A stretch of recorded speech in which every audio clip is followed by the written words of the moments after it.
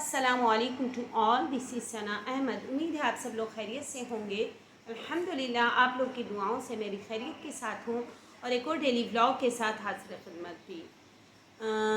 سب سے پہلے تو ناظرین و حاضرین میں آپ لوگوں کو آج جمعۃ المبارک کی بہت بہت مبارکباد دوں گی کہ آپ سب کو میری جانب سے جمعے کی بہت زیادہ مبارکباد ہو۔ اور جمعے کا دن آپ لوگوں کو معلوم ہے کہ کس طریقے سے فضیلت و برکت والا دن ہے کہ اللہ تعالیٰ نے اس کو تمام دنوں کا سردار مقرر کیا ہے۔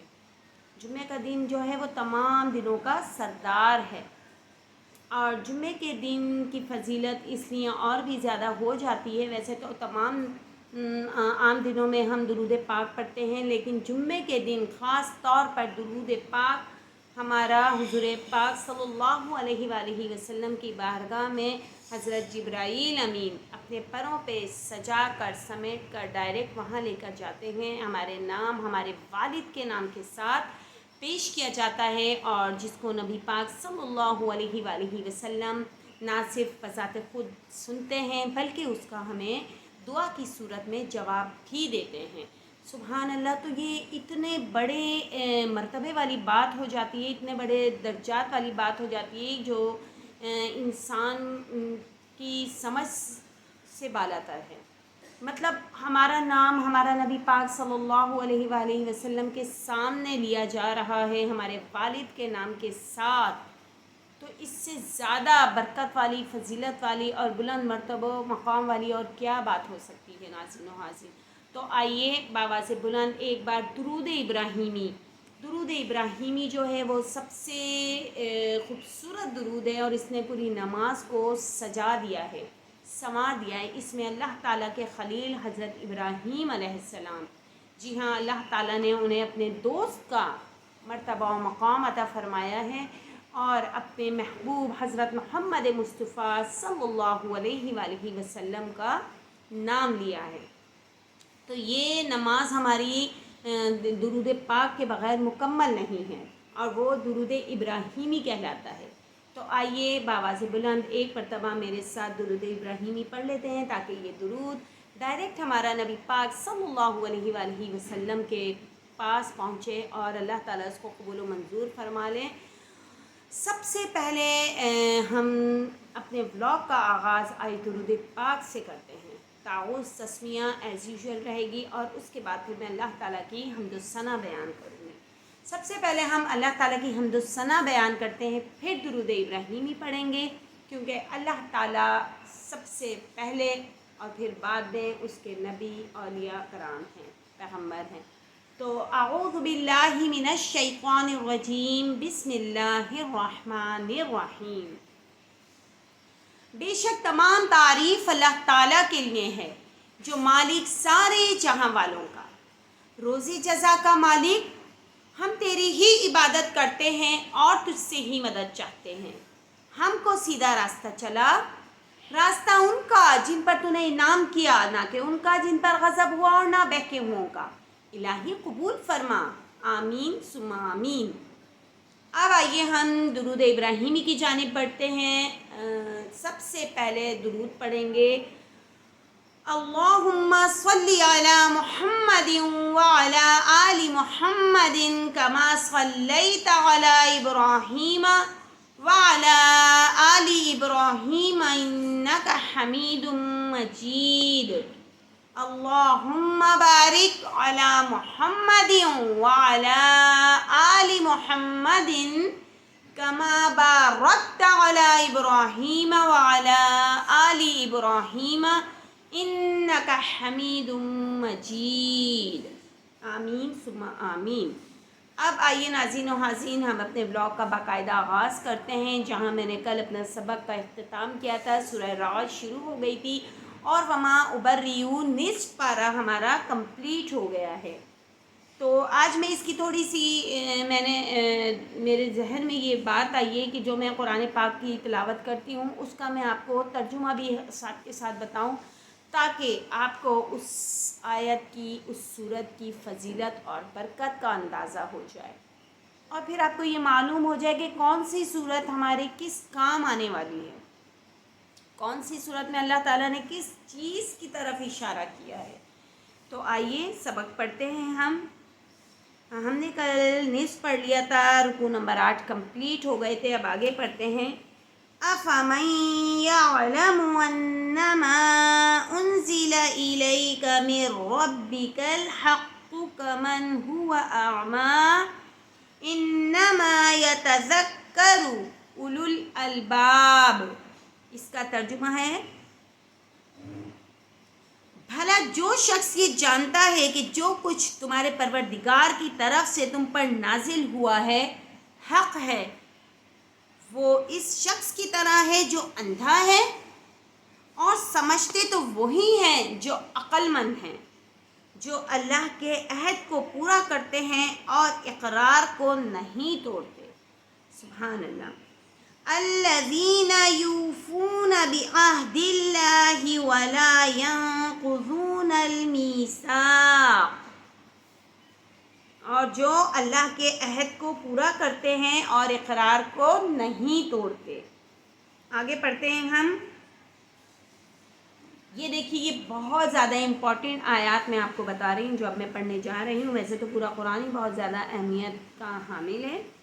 والذین یصلون ما امر اللہ بہ ان یوصل ویخشون ربهم ویخافون سوء الحساب. اس کا ترجمہ دیکھیے. اور جن رشتہ قرابت کے جوڑے رکھنے کا اللہ تعالیٰ نے حکم دیا ہے ان کو جوڑے رکھتے اور اپنے پروردگار سے ڈرتے رہتے اور برے حساب سے خوف رکھتے ہیں. والذین صبروا ابتغاء وجہ ربہم وَأَقَامُوا الصَّلَاةَ وَأَنفَقُوا مِمَّا رَزَقْنَاهُمْ سِرًّا وَعَلَانِيَةً وَيَدْرَؤُونَ بِالْحَسَنَةِ السَّيِّئَةَ أُولَئِكَ لَهُمْ عُقْبَى الدَّارِ.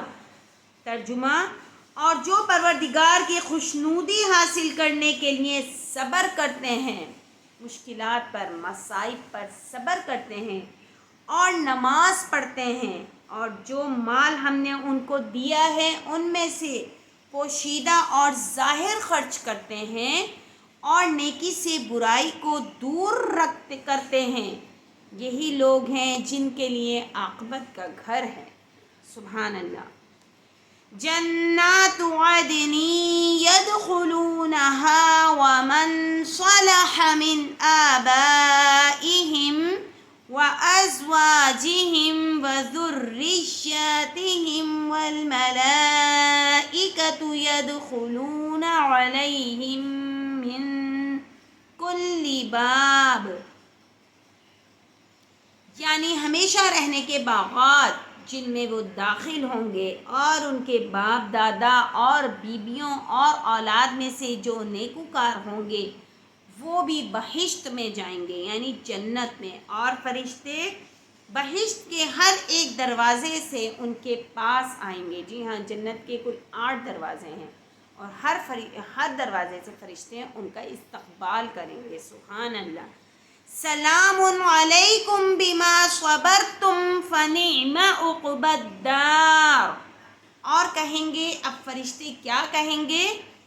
تم پر رحمت ہو، یہ تمہاری ثابت قدمی کا بدلہ ہے اور عاقبت کا گھر خوب گھر ہے. سبحان اللہ. والذین ینقضون عہد اللہ من بعد میثاقہ وَيَقْطَعُونَ مَا أَمَرَ اللَّهُ بِهِ أَن يُوصَلَ وَيُفْسِدُونَ فِي الْأَرْضِ أُولَئِكَ لَهُمُ اللَّعْنَةُ وَلَهُمْ سُوءُ الدَّارِ. اور جو لوگ اللہ سے عہد و واثق کر کے اس کو توڑ ڈالتے ہیں اور جن کے جوڑے رکھنے کا اللہ نے حکم دیا ہے، یعنی رشتہ داروں سے میل ملاپ رکھو، جوڑ رکھو انہیں آپس میں، ان کو قطع کرتے ہیں، مطلب تعلق قطع کر دیتے ہیں، اپنے رشتہ داروں سے ملتے نہیں ہیں اور ملک میں فساد کرتے ہیں، ایسوں پر لعنت ہے اور ان کے لیے گھر بھی برا ہے، یعنی دوزخ. اللہ اکبر. اللہ تعالیٰ سے دعا ہے کہ اللہ تعالیٰ ہمیں دوزخ کے گھر سے محفوظ رکھے، دوزخ سے ہمیں محفوظ رکھے پروردگار.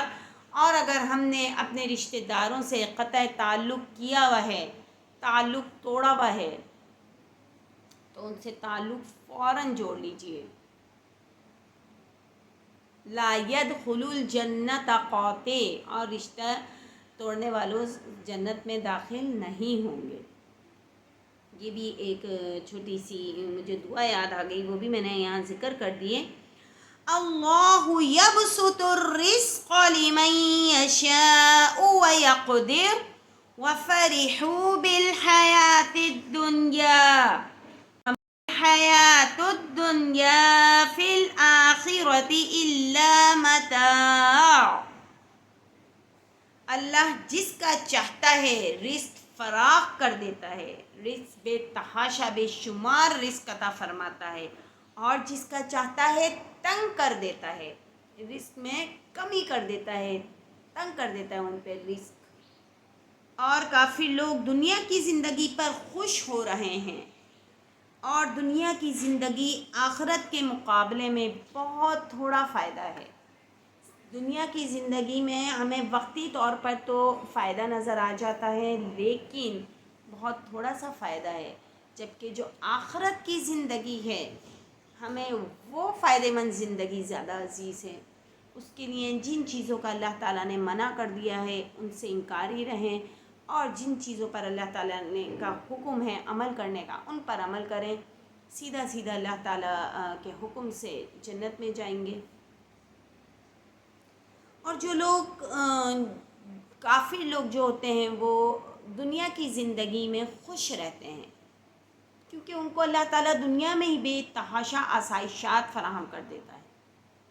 ان کو اتنا نوازتا ہے کہ وہ اسی میں محو رہتے ہیں. وہ دنیا و مافیہ سے پھر بے خبر ہو جاتے ہیں، بس وہ اپنے مال و متاع جو ہے اس کو جمع کرنے کے لیے لگے رہتے ہیں. حالانکہ یہ وقتی زندگی ہے، یہ ہماری وقتی، ہم ایک مسافر ہیں دنیا میں، ہم ایک مسافر کی طرح ہیں کہ ہمارا اسٹاپ آیا، مطلب ہماری ڈیتھ ہوئی اور ہم ختم. اور پھر ہماری جو نئی زندگی ہوگی وہ تو آخرت کی زندگی ہے. اس کے لیے ہمیں اس دنیا میں اللہ نے بھیجا ہے کہ تیاری کر لو، جیسے ہم اپنے ایگزامس میں تیاری کرتے ہیں تاکہ اچھا رزلٹ آئے، کامیاب ہوں اور اعلیٰ درجے پر ہمیں نمبر ملے اور ہمارا رینک بڑھ جاتا ہے. تو اسی طریقے سے یہ ایک مثال ہے دنیا کی کہ یہ دنیا بھی ایک ایسا ہی ہے. اصل زندگی تو مرنے کے بعد کی ہے، جب اللہ تعالیٰ دوبارہ تمام مردوں کو، چاہے وہ نان مسلمس ہوں، مسلمس ہوں، تمام لوگوں کو دوبارہ زندہ کر دے گا، اور پھر ان سے ان کا حساب کتاب لیا جائے گا. اور پھر جو حساب کتاب میں پورے اترے، نماز، روزہ، کلمہ، توحید، حج، زکوٰۃ کے سب کی ادائیگی کرتے رہے، حسن اخلاق، رشتہ داروں سے سلوک، ماں باپ کے فرما بردار، والدین سے حسن سلوک، اور آپس میں ایک دوسرے کے ساتھ حسن سلوک، اور یہ تمام دینی کام جو ہیں وہ اگر ہم نے حق سے ادا کر دیے تو پھر اللہ تعالیٰ ہمیں کیوں کر جنت میں نہیں ڈالیں گے. اللہ تعالیٰ نے تو وعدہ فرمایا ہے کہ مجھی سے مانگو، مجھی سے دعا کرو، مجھے پکارو، کیونکہ میں تمہاری دعاؤں کو قبول کرتا ہوں. تو پھر ہمیں ادھر ادھر جانے کے بجائے ڈائریکٹ اللہ سے لا لگانی ہے. اور اس دنیا میں رہتے ہوئے، یہ دنیا ایک آرام گاہ ہے. ہم آئیں وقتی طور پہ، ایک مسافر خانہ ہے. ہمارا ٹائم پورا ہو جائے گا، ہمارا آگے کا سفر جب شروع ہوگا تو اللہ تعالیٰ ہمیں یہاں سے اسٹاپ کر دیں گے.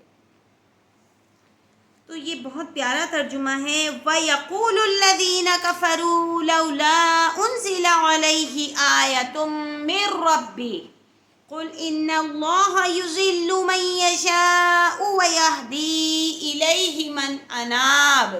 اب یہاں کیا ہو رہا ہے؟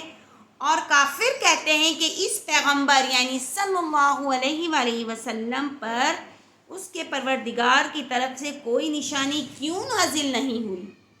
کہہ دو کہ اللہ جسے چاہتا ہے گمراہ کرتا ہے اور جو اس کی طرف رجوع کرتا ہے اس کو اپنی طرف کا راستہ دکھاتا ہے، یعنی صراط مستقیم راستہ اللہ تعالیٰ دکھاتا ہے۔ الذین آمنوا وتطمئن قلوبهم بذکر اللہ الا بذکر اللہ تطمئن القلوب۔ بہت خوبصورت ترجمہ ہے اس کا، یعنی جو لوگ ایمان لاتے ہیں اور جن کے دل یاد اللہ سے آرام پاتے ہیں، سن رکھو کہ اللہ کی یاد سے ہی دل آرام پاتے ہیں۔ سبحان اللہ، واقعی ناظرین و ناظرین، جب ہمارا دل بہت زیادہ پریشان ہو رہا ہو، غمگین ہو اور کچھ سجائی نہیں دیتا انسان کو، تو پھر کیا چاہیے؟ اسے چاہیے کہ وہ قرآن پاک کی تلاوت شروع کر دے، باوضو ہو اور قرآن پاک کی تلاوت شروع کر دے۔ آپ دیکھیے ہم اللہ تعالیٰ سے پھر باتیں کر رہے ہیں۔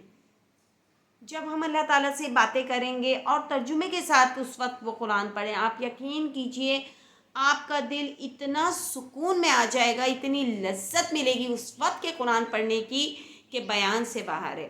اکثر ایسا ہوتا ہے کہ ہم پریشان ہوتے ہیں، دنیاوی طور پر تھوڑے حالات ذرا شکنجے میں آ جاتے ہیں، تھوڑے پھنس جاتے ہیں ہم، تو پھر ہم کیا کرتے ہیں؟ ہم سیدھا اللہ کی یاد کی جانب بڑھ جاتے ہیں، اللہ سے لو لگاتے ہیں، اللہ تعالیٰ کا کلام پڑھنا شروع کر دیتے ہیں، اللہ تعالیٰ کی حمد و ثنا کرنا شروع کر دیتے ہیں، اور پھر آہستہ آہستہ آہستہ آہستہ ہمارا دل مطمئن ہوتا جاتا ہے، ہمارے دل کو آرام و سکون اللہ تعالیٰ فراہم کر دیتے ہیں۔ تو یہ بہت خوبصورت بات ہے جمعے کے حوالے سے بھی۔ اور آپ دیکھیے جمعے والے دن سورۃ الجمعہ، سورہ یاسین، سورۃ الانفطار اور سورہ تغابن اور سورہ کہف، ان صورتوں کی آپ تلاوت کیجئے۔ سورہ رحمان بھی ہو گئی اس میں شامل، اور مغرب کے وقت سورہ مزمل اور سورہ واقعہ، ان صورتوں کو اپنا روز کا معمول بنا لیجئے اور پھر سو جائیے۔ آپ دیکھیں آپ کو کتنی پرسکون نیند آئے گی، دل کتنا سکون میں آ جائے گا، دل و دماغ آپ کا، اور آپ کو پھر دنیا کی ہر چیز میں ایک لذت نظر آئے گی، خوشی نظر آئے گی، اور آپ کی جو یہ زندگی امانت ہے آپ اس کو ایک صحیح مصرف میں یوز کریں گے۔ تو میں تو ایسا ہی کرتی ہوں، اگر میرا دل کبھی غمگین ہوتا ہے، پریشان ہوتا ہے، تو پھر اللہ تعالیٰ کی بس حمد و ثنا کرنے بیٹھ جائیں، نہ کہ ادھر ادھر بھٹکیں۔ آگے پڑھتے ہیں، الذین آمنوا وعملوا الصالحات طوبی لہم وحسن مآب۔ جو لوگ ایمان لائے اور نیک عمل کیے ان کے لیے خوشحالی اور عمدہ ٹھکانہ ہے، یعنی جنت۔ كذلك أرسلناك في أمة قد خلت من قبلها لتتلو عليهم الذي أوحينا إليك وهم يكفرون بالرحمن قل هو ربي لا إله إلا هو عليه توكلت وإليه متاب۔ جس طرح ہم اور پیغمبر بھیجتے رہے ہیں اسی طرح اے محمد صلی اللہ علیہ وآلہ وسلم ہم نے تم کو اس امت میں جس سے پہلے بہت سے امتیں گزر چکی ہیں بھیجا ہے، تاکہ تم ان لوگوں کو وہ کتاب جو ہم نے تمہاری طرف بھیجی ہے پڑھ کر سنا دو، اور یہ لوگ رحمان کو نہیں مانتے کہہ دو وہی تو میرا پروردگار ہے، اس کے سوا کوئی معبود نہیں، میں اسی پر بھروسہ رکھتا ہوں اور اسی کی طرف رجوع کرتا ہوں۔ سبحان اللہ، بہت خوبصورت آیات ہیں قرآن پاک کی۔ وَلَوْ أَنَّ قُرْآنًا سُيِّرَتْ بِهِ الْجِبَالُ أَوْ قُطِّعَتْ بِهِ الْأَرْضُ أَوْ كُلِّمَ بِهِ الْمَوْتَى بل للہ الامر جمیعا افلم ییأس الذین آمنوا ان لو یشاء اللہ لہدی الناس جمیعا وَلَا يَزَالُ الَّذِينَ كَفَرُوا تُصِيبُهُم بِمَا صَنَعُوا قَارِعَةٌ أَوْ تَحُلُّ قَرِيبًا مِّن دَارِهِمْ حَتَّى يَأْتِيَ وَعْدُ اللَّهِ إِنَّ اللَّهَ لَا يُخْلِفُ الْمِيعَادَ۔ ترجمہ: اور اگر کوئی قرآن ایسا ہوتا کہ اس کی تاثیر سے پہاڑ چل پڑتے یا زمین پھٹ جاتی یا مردوں سے کلام کر سکتے تو یہی قرآن ان اوصاف سے متصف ہوتا، مگر بات یہ ہے کہ سب اللہ تعالیٰ کے اختیار میں ہیں سب باتیں۔ تو کیا مومنوں کو اس سے اطمینان نہیں ہوا کہ اگر اللہ چاہتا تو سب لوگوں کو ہدایت کے راستے پر چلا دیتا، اور کافروں پر ہمیشہ ان کے اعمال کے بدلے بلا آتی رہے گی یا ان کے مکانات کے قریب نازل ہوتی رہے گی یہاں تک کہ اللہ کا وعدہ آ پہنچے۔ بے شک اللہ وعدہ خلاف نہیں کرتا۔ وَلَقَدِ اسْتُهْزِئَ بِرُسُلٍ مِّن قَبْلِكَ فَأَمْلَيْتُ لِلَّذِينَ كَفَرُوا ثُمَّ أَخَذْتُهُمْ فَكَيْفَ كَانَ عِقَابِ۔ اور تم سے پہلے بھی رسولوں کے ساتھ تمسخر ہوتے رہے ہیں، ہم نے کافروں کو مہلت دی پھر پکڑ لیا، سو دیکھ لو ہمارا عذاب کیسا تھا۔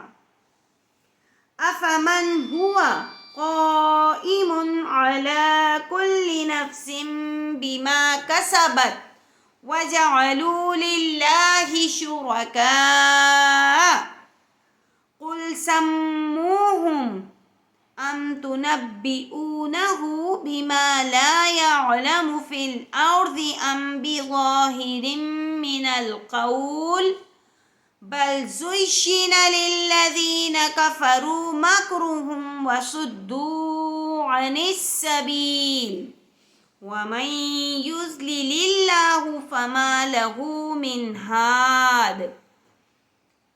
اور تو کیا جو اللہ ہر متنفس کے اعمال کا نگراں و نگہبان ہے، وہ بتوں کی طرح بے علم و بے خبر ہو سکتا ہے؟ یعنی اللہ تعالیٰ ہر چیز کا علم رکھتا ہے، جبکہ بت جو ہیں وہ تو ہمارے ہاتھوں کی بنی ہوئی مورتیاں ہوتی ہیں اور ہم انہیں بنا کر سجا کر رکھ دیتے ہیں، نہ تو وہ بول سکتی ہیں، نہ ہل سکتی ہیں، نہ جل سکتی ہیں، اور ہر چیز سے بے خبر ہوتی ہیں۔ تو اللہ تعالیٰ تو ایسا نہیں ہے۔ اور ان لوگوں نے اللہ کے شریک مقرر کر رکھے ہیں، ان سے کہو کہ ذرا ان کے نام تو لو۔ کیا تم اسے ایسی چیزیں بتاتے ہو جن کو وہ زمین میں کہیں بھی معلوم نہیں کرتا، یا محض ظاہری باطل اور جھوٹی بات کی تقلید کرتے ہو؟ اصل تو یہ ہے کہ کافروں کو ان کے فریب خوبصورت معلوم ہوتے ہیں اور وہ ہدایت کے راستے سے روک لیے گئے ہیں، اور جسے اللہ گمراہ کرے اسے کوئی ہدایت کرنے والا نہیں۔ دیکھیے اللہ تعالیٰ نے بہت سے پیغمبروں کی اولادوں کو، ان کی بیویوں کو، ان کے رشتہ داروں کو عذاب الہی میں مبتلا کیا، کیونکہ وہ اسلام میں داخل نہیں ہوئے تھے۔ اللہ تعالیٰ چاہتا تو انہیں بھی ہدایت فراہم کر سکتا تھا۔ حضرت نوح علیہ السلام کی مثال نے، ان کا بیٹا پہاڑ پر چڑھ گیا، جب